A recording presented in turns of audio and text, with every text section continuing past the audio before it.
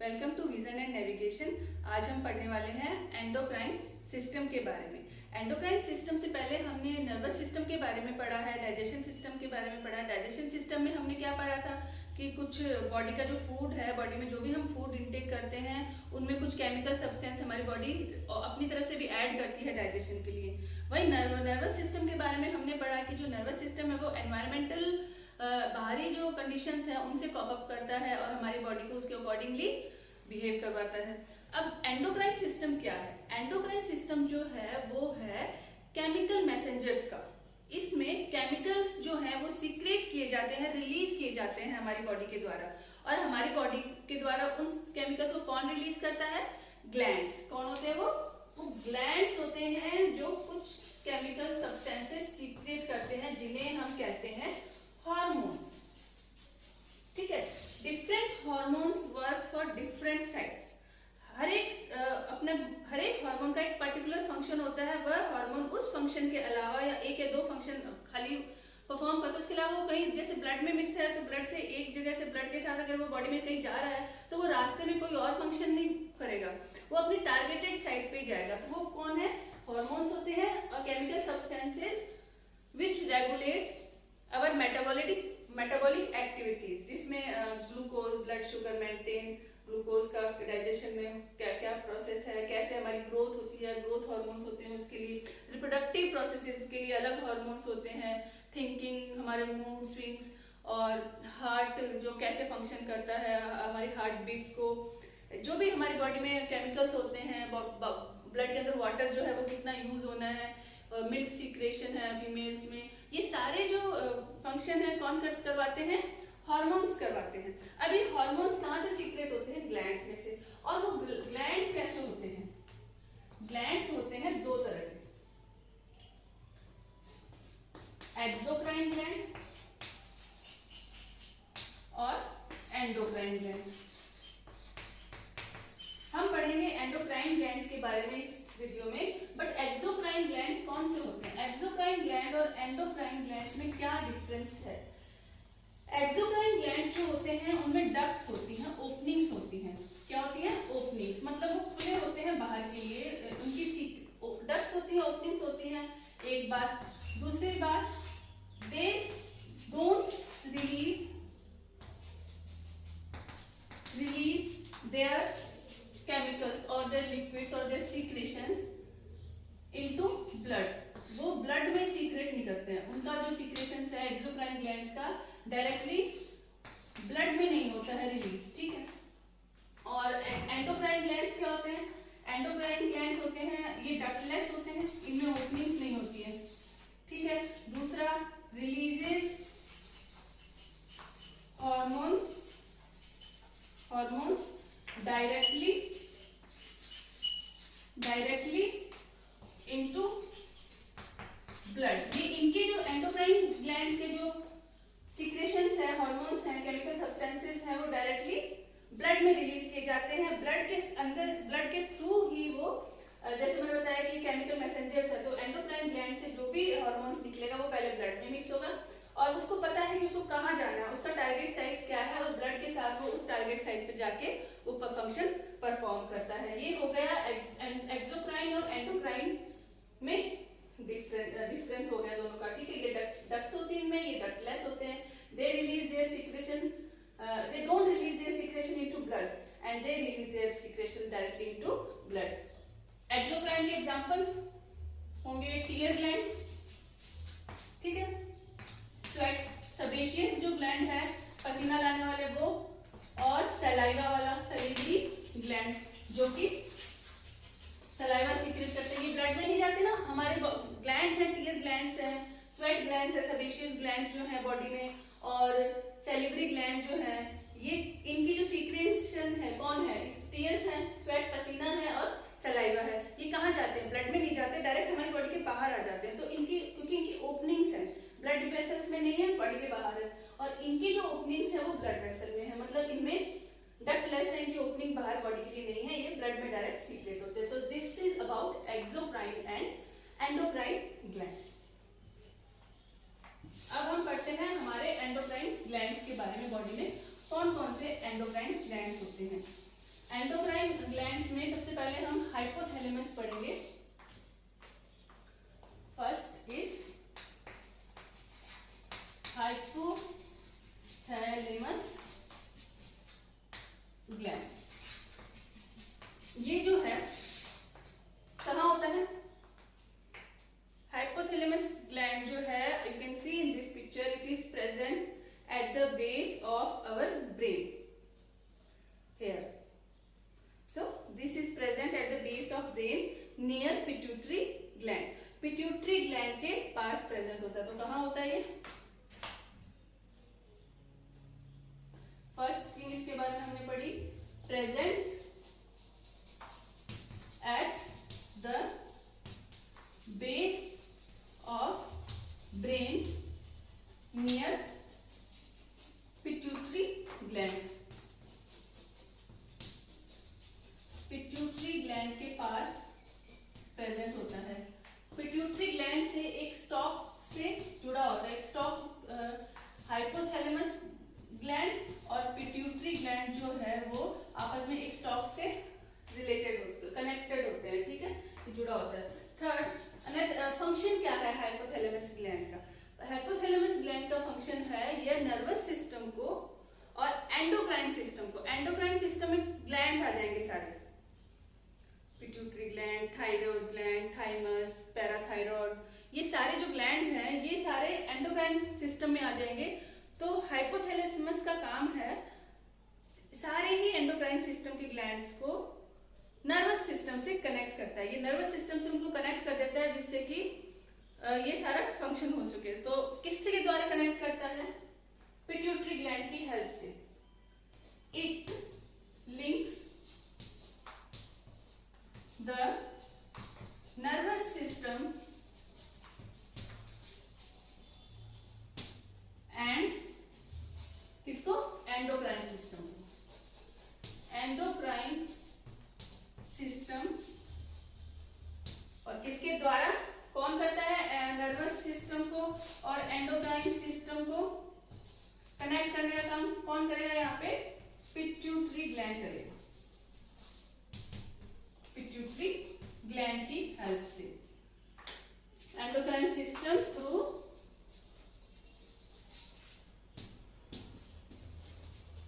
Pituitary gland.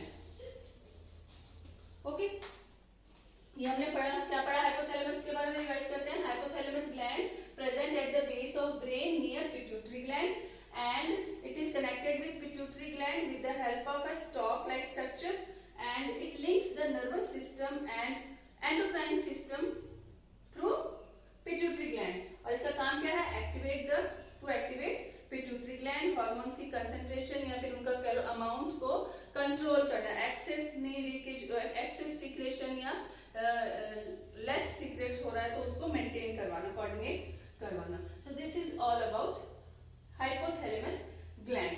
Now pituitary glands के बारे में हम पढ़ते हैं। सेकंड हमारा ग्लैंड है पिट्यूटरी ग्लैंड।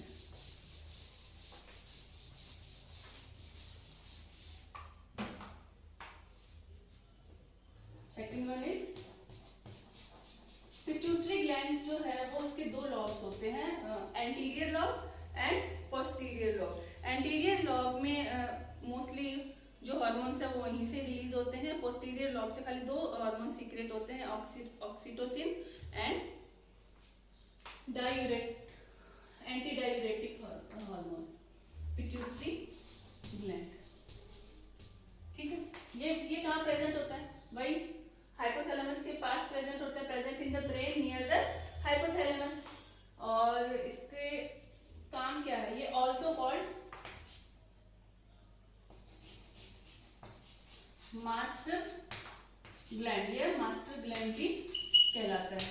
और हाइपोफाइसिस, इसको हाइपोफाइसिस भी कहते हैं। मास्टर ग्लैंड है, हाइपोफाइसिस है। और ये जो है इसके जो काम है वो बहुत ही इंपॉर्टेंट है। मास्टर ग्लैंड है तो most of the hormones are secreted by pituitary gland. सबसे पहले पिट्यूटरी ग्लैंड जो है उसके दो लॉब्स होते हैं, पिट्यूटरी ग्लैंड दो लॉब्स होते हैं, anterior pituitary lobe, anterior lobe and posterior, anterior and posterior lobe होता है इसका, ठीक है।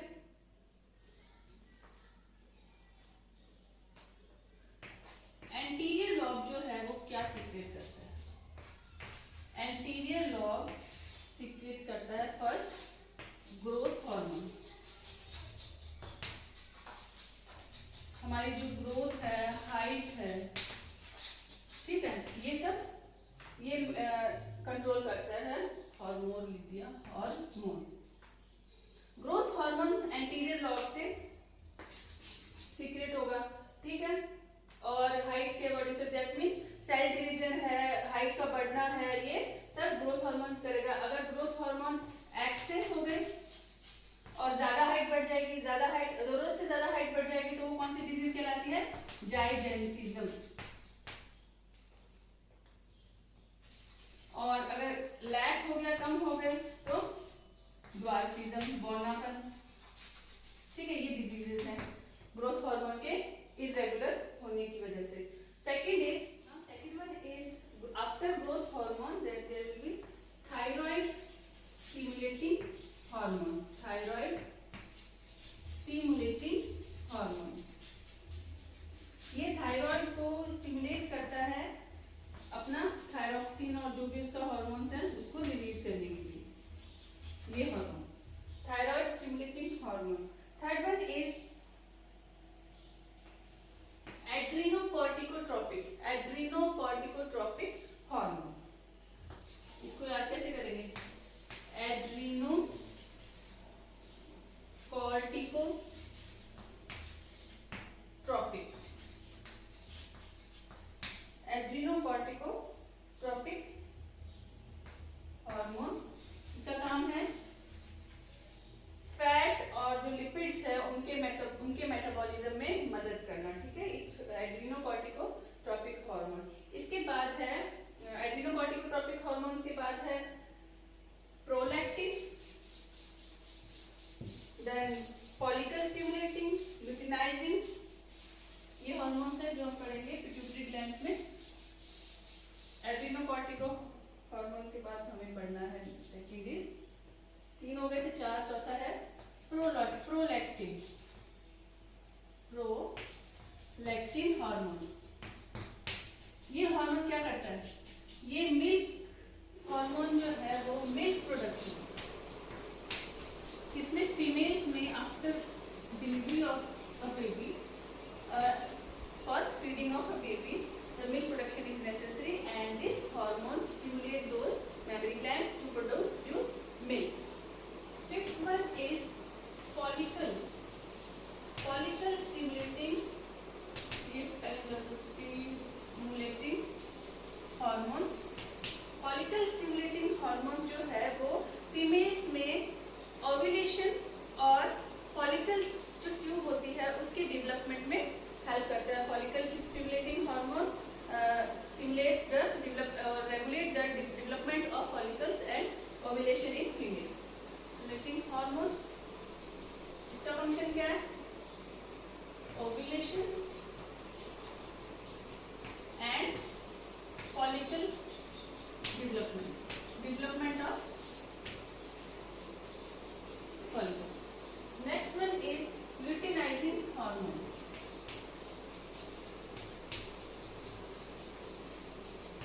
लुटिनाइजिंग हार्मोन जो है फीमेल और मेल, ह्यूमन बींग्स में मेल और फीमेल दोनों के लिए ये वर्क करता है। फीमेल्स में वही ओव्यूलेशन और फॉलिकल और रिप्रोडक्शन से जुड़े डेवलपमेंट को रेगुलेट करता है, हेल्प करता है, और मेल्स में इंटरस्टाइटल सेल जो है, इंटरस्टाइटल सेल्स स्टिमुलेटिंग हार्मोन कहलाएगा ये, ठीक है। और इंटरस्टाइटल सेल स्टिमुलेटिंग हार्मोन है जो क्या करता है? स्पर्म प्रोडक्शन में हेल्प करता है टेस्टिस में, ओके। ये थे anterior lobe of pituitary glands के हार्मोन। उसके बाद पोस्टीरियर लॉब में, पोस्टीरियर लॉब, इसका पिट्यूटरी ग्लैंड का पोस्टीरियर लोब जो है वो दो हार्मोन सीक्रेट करता है, पहला ऑक्सीटोसिन और दूसरा anti diuretic hormone. Oxytocin and anti diuretic hormone. Oxytocin का काम है क्या इसका काम है मिल्क इजेशन एंड यूट्रस के कॉन्ट्रैक्शन में, मींस जब डिलीवरी होती है तो यूट्रस को कॉन्ट्रैक्ट और रिलीज करता है, ठीक है। सो कॉन्ट्रैक्शन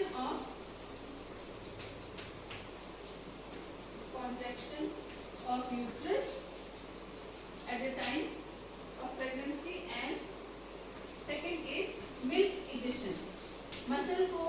मसल्स को कॉन्ट्रैक्ट एंड रिलीज करने का काम है, जिसकी वजह से मिल्क इजेशन होता है, ठीक है। एंटी डाययूरेटिक हार्मोन का काम है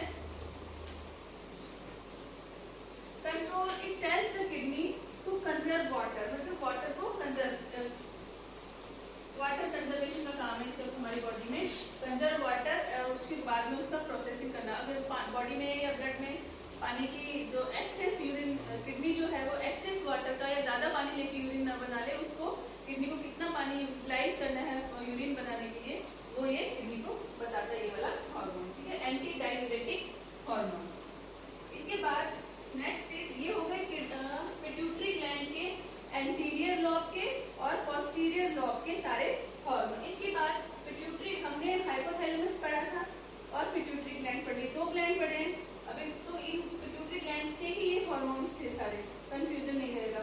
अब हम पिट्यूटरी ग्लैंड और हाइपोथैलेमस के बाद तीसरा ग्लैंड पढ़ेंगे, अभी तो दो ही ग्लैंड में थर्ड ग्लैंड जो हम पढ़ेंगे वो होगा थायराइड ग्लैंड। कहाँ होता है ये? गले में होता है थायराइड ग्लैंड।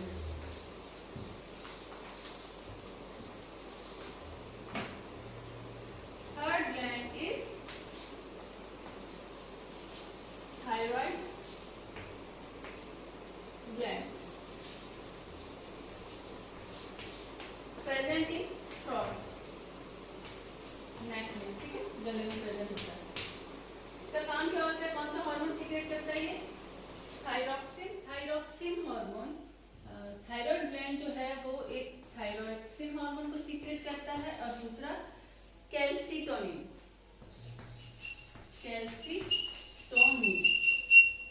ठीक है, ये दो हार्मोन सीक्रेट होते हैं, थ्रोट में थायराइड ग्लैंड प्रेजेंट होता है और थायरॉक्सिन हार्मोन के सीक्रेशन को, इसका काम होता है controls the rate of metabolic activities occurring in our body. It controls the metabolic activity, हमारी बॉडी में, ह्यूमन बॉडी में जो भी एक्टिविटीज हो रही होती हैं उनको उनकी रेट्स, वो ज्यादा स्पीड में हो रही है या कम हो रही है, उनको रेगुलेट करता है, ज्यादा उनको कंट्रोल रखता है। Metabolic activities, okay, controls the metabolic activities, control the rate, क्या, रेट ऑफ मेटाबॉलिक एक्टिविटीज की रेट को कंट्रोल करता है। सो हाइपरथायरॉक्सिन भी हो सकता है अगर ज्यादा सीक्रेट हो जाता है तो, और कम हो जाएगा, कम सीक्रेट होगा तो हाइपोथायरॉक्सिन, ठीक है। हाइपरथायरॉक्सिन में excess secretion of thyroxine hormone, thyroxine hormone का एक्सेस सीक्रेशन हो जाएगा तो हाइपरथायरॉक्सिन हो जाएगा, और हाइपरथायरॉक्सिन में जो मेटाबॉलिक रेट है, वो जो मेटाबॉलिक एक्टिविटीज जो रेट है वो ज्यादा हो जाएगी, ज्यादा एक्टिविटीज होने लगेगी, तो वो ज्यादा एक्टिविटी होगी, ज्यादा एनर्जी यूटिलाइज होगी, और उस वजह से एनर्जी यूज होने पर फूड का जो न्यूट्रिएंट्स का सारा जो फैट है, जो भी डिपोजिशन है हमारी बॉडी में, वो एक्सेस यूटिलाइज होगा, और उस वजह से जो वेट है, वजन है, वो कम हो जाता है, इसमें वेट लॉस होता है। हाइपरथायरॉक्सिन, जब थायरॉक्सिन हार्मोन की सीक्रेशन अधिक होती है। वहीं अगर सीक्रेशन लेस सीक्रेशन होती है तो हाइपोथायरॉक्सिन हो जाता है, और उस वजह से वेट जो है वो बढ़ जाता है, वेट गेन हो जाता है। डायबिटीज वगैरह डिजीज में क्या होता है, नहीं जिनको थायराइड की प्रॉब्लम हो जाती है, एक्स्ट्रा थायराइड कम हो जाता है, तो उनके वेट गेन हो जाता है, क्योंकि एक्टिविटीज जो है वो कम हो रही है, मेटाबॉलिक एक्टिविटीज में एनर्जी यूटिलाइज नहीं होती, रेट कम हो जाती है, स्लो डाउन हो जाती है एक्टिविटीज, तो फिर वेट गेन होता है, जो बॉडी में जो भी सामान है और न्यूट्रिएंट्स है, सब्सटेंसेस वो यूज नहीं होते, स्लो डाउन हो जाते हैं, तो डलनेस आ जाती है, बॉडी की एक्टिविटी में डलनेस आ जाती है, ये है हाइपोथायरॉक्सिन। थायरॉक्सिन हमने पढ़ लिया ये। अब कैल्सीटोनिन, कैल्सीटोनिन क्या है? कैल्सीटोनिन जो है वो कैल्शियम, अच्छा ये जो थायरॉक्सिन हार्मोन जो है वो कंट्रोल किया जाता है कौन से एक एलिमेंट के द्वारा, it is controlled by an element that is iodine. अगर खाने में या नमक में लेते हैं, नमक में थोड़ा आयोडीन होना चाहिए, तो आयोडीन जो की मात्रा है वो बहुत ही ट्रेसेस में होती है, बहुत कम परसेंटेज में भी चाहिए होती है हमारी बॉडी को, बट चाहिए होती है। उसकी कमी की वजह से जो डिजीज होती है वो कौन सी डिजीज होती है? गॉइटर डिजीज हो जाती है गले में, ठीक है। नाउ कैल्सीटोनिन, कैल्सीटोनिन क्या होता है? कैल्सीटोनिन हार्मोन जो है वो कैल्शियम और फास्फोरस, कैल्शियम और फास्फोरस के डिपोजिशन को कंट्रोल करता है। It controls the deposition of calcium and phosphorus. कहाँ पे? ये ज्यादा से ज्यादा ये हार्मोन जो है वो कोशिश करता है कि कैल्शियम और फास्फोरस जो है वो हमेशा बोन्स पे डिपॉजिट हो, ना कि ब्लड में। तो उनको कहाँ के लिए एनकरेज करता है ये? For the deposition on bones only, on bones instead of blood. Blood में डिपोजिशन की बजाय वो बोन्स में ना इनका डिपोजिशन करवाता है। ये इस कैल्सीटोनिन का काम है। इसका एक अपोजिट हार्मोन जो नेक्स्ट जो हम पढ़ेंगे, पैराथायराइड जो है ग्लैंड है वो सीक्रेट करता है पैराथॉर्मोन, वो इसका अपोजिट काम करता है, जस्ट अपोजिट, वो भी हम पढ़ते हैं। ये हो गया थायराइड ग्लैंड का। अभी है पैराथायराइड। पैराथायराइड के बाद हम पढ़ेंगे एड्रिनल ग्लैंड, थाइमस ग्लैंड, ठीक है। ये हमने कौन सा पढ़ा? थायराइड ग्लैंड पढ़ लिया।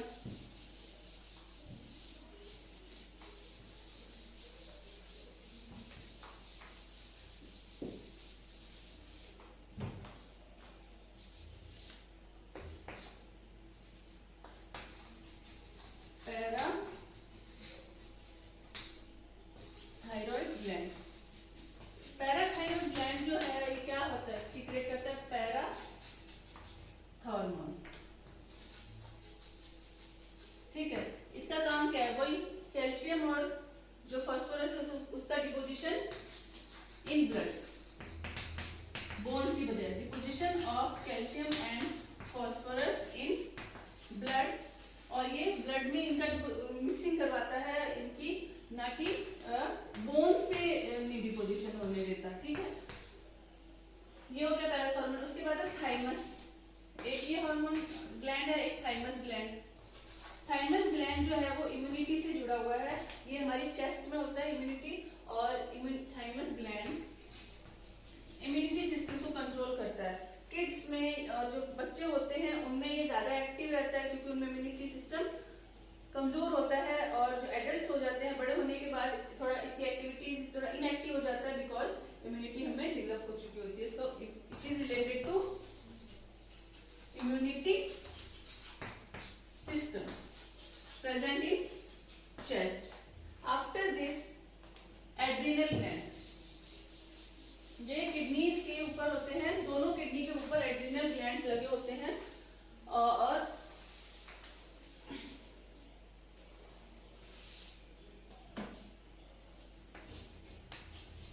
एड्रिनल ग्लैंड्स, ओके, ये present on both kidneys. You can see in this picture, these are adrenal glands. So these are present on top of both kidneys. दोनों किडनियों के किडनीज जो है उनके ऊपर होते हैं, both kidneys. ओके, और क्या सीक्रेट करते हैं ये? एड्रेनालिन हार्मोन सीक्रेट्स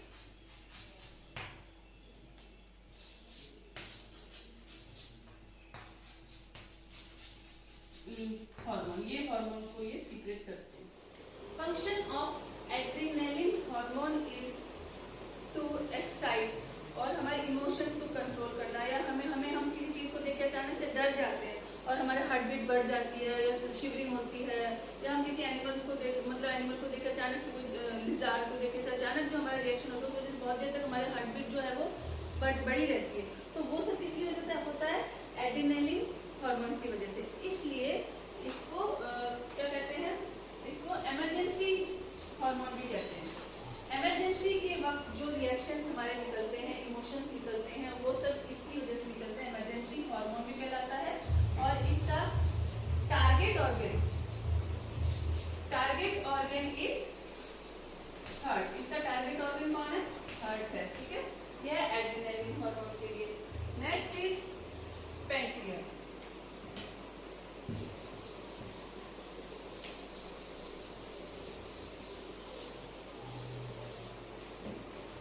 पैंक्रियास जो है वो हमने डाइजेशन प्रोसेस में पढ़ा था, ठीक है।